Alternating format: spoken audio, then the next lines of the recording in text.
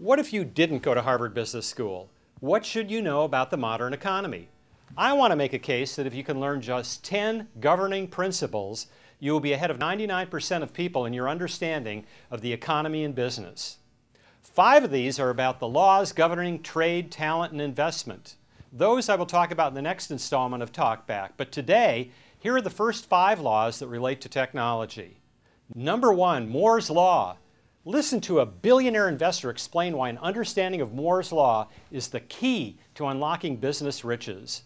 His name is Don Valentine, and he founded Sequoia Capital in 1972 and presided over early investments in Apple Computer, Electronic Arts, Cisco Systems, Yahoo, and Google.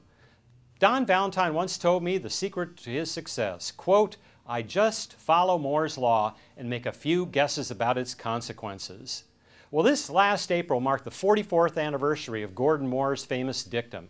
In 1965, Moore, who co-founded Intel 3 years later, noted that components on silicon chips were doubling every year.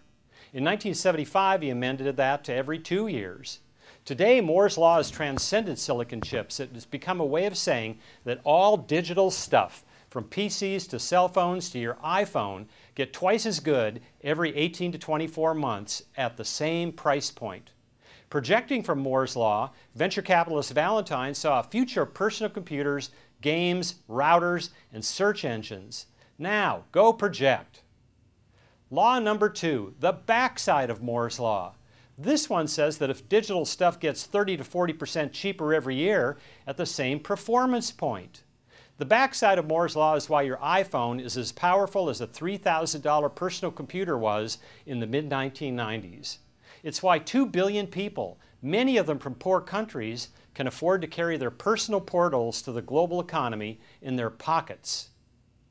Law number 3, Andy and Bill's Law. The origin of this was a funny one-liner told at computer conferences in the 1990s. It went like this: "What Andy giveth, Bill taketh away." It meant that every time Andy Grove, then chief executive of Intel, brought a new chip to market, Bill Gates, then CEO of Microsoft, would upgrade his software and soak up the new chip's power. But beyond the laugh, there's a deeper truth. Moore's Law constantly enables new software. Often the new software is just an incremental improvement, but every few years, the world gets a wild breakthrough.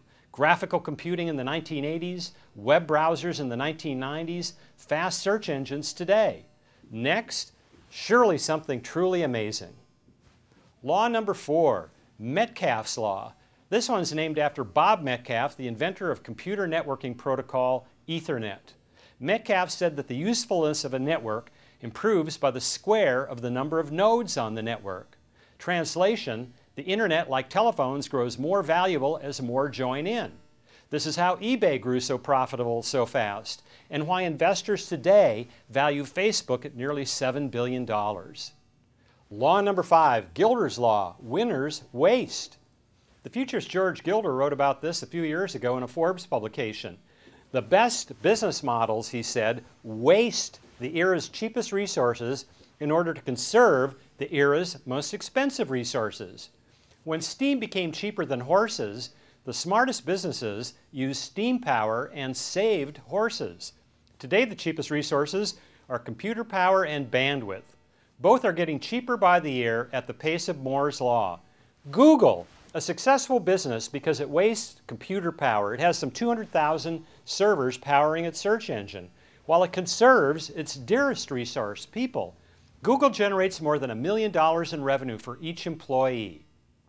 There you have it, the first 5 governing principles that will put you ahead of 99% of people in your understanding of the economy and business.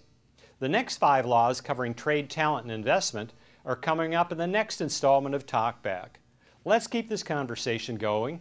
Email me at talkback@forbes.net.